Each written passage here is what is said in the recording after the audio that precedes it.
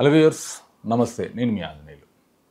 అంటే మనము ఇప్పుడు ఏ సమాజంలో ఉన్నాం? మనుషులు నివసించే సమాజంలో ఉన్నామా, లేకుంటే మృగాలు ఉన్న సమాజంలో ఉన్నామా?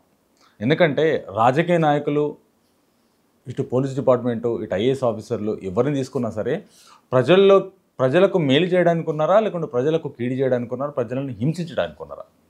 వీటిపైన ఒక స్పష్టత అనేది మనకు తెలియాలి. దీని గురించి మనం మాట్లాడుకోవాలి. ఇప్పుడు రీసెంట్గా మనం ఆంధ్రప్రదేశ్ లాస్ట్ పోయిన ప్రభుత్వం, వైఎస్ఆర్సీపీ ప్రభుత్వం ఏదైతే చూసుకున్నట్టయితే, ఒక ఆర్టిస్ట్ అండ్ డాక్టర్ తను ఒక సినిమాలో చేసింది. ఆ మోడలు ఆమె జీవితం గురించి పక్కన పెడదాం. ఆమె ఆంధ్రప్రదేశ్లో కొన్న ఒక ఫామ్ హౌస్ ల్యాండ్ విషయంలో కొంతమంది పెద్దలు, దానికి అసలు వెనకాల జరిగింది ల్యాండ్ విషయం.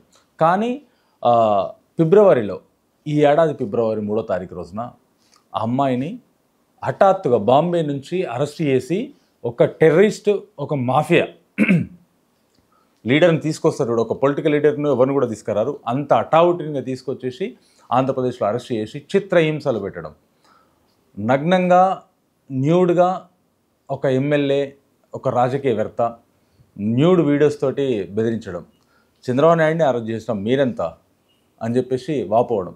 అంటే తప్పు నిజాలేంటి? అసలు ఏది లేకున్నా సరే డైరెక్ట్ అరెస్ట్ చేసేయడమన్నా? రాజకీయ నాయకులు ఏది చెప్తే సమాజంలో అదే జరుగుతుందా? తప్పులు ఏముండవా? ఎవరికి సంబంధించింది కాదా? ఇంత దారుణంలో బతుకుతున్నాం మనం. ఒక రాజకీయ నాయకుడు ఏ చెప్తే ఆ ప్రభుత్వాలు, ఉన్న వ్యవస్థ మొత్తం ప్రజల్ని హింసించడానికేనా? అంటే దీని వెనకాల ఎంతమంది నరకం చూడాలి? అసలు ఏం జరుగుతుంది? ఒక ఐఏఎస్ ఆఫీసర్, ఐపీఎస్ ఆఫీసర్ లాంటి వీళ్ళే ఇంత దారుణానికి పాల్పడితే నార్మల్ జనాల పరిస్థితి ఏంటి? ఏడికి పోతుంది? ఇంత దారుణంగా వ్యవహరిస్తే నార్మల్ ప్రజలు ఎలా బతకాలి? ఇప్పుడు ఈమె ముందుకొచ్చింది కాబట్టి ఈ కేసు ముందుకొచ్చింది.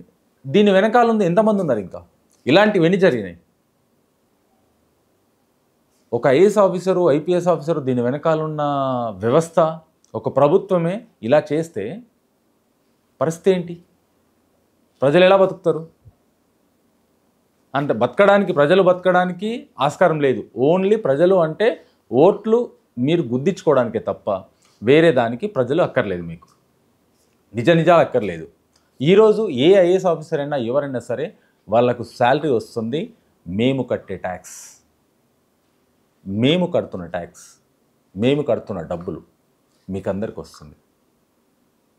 ప్రభుత్వం డైరెక్ట్ మీకు ప్రింటింగ్ ప్రెస్లో గుద్ది మీకు ఎవరికి డబ్బులు ఇవ్వండి. ప్రజలు కడుతున్న ట్యాక్స్ తోటే అందరికీ డబ్బులు వస్తాయి.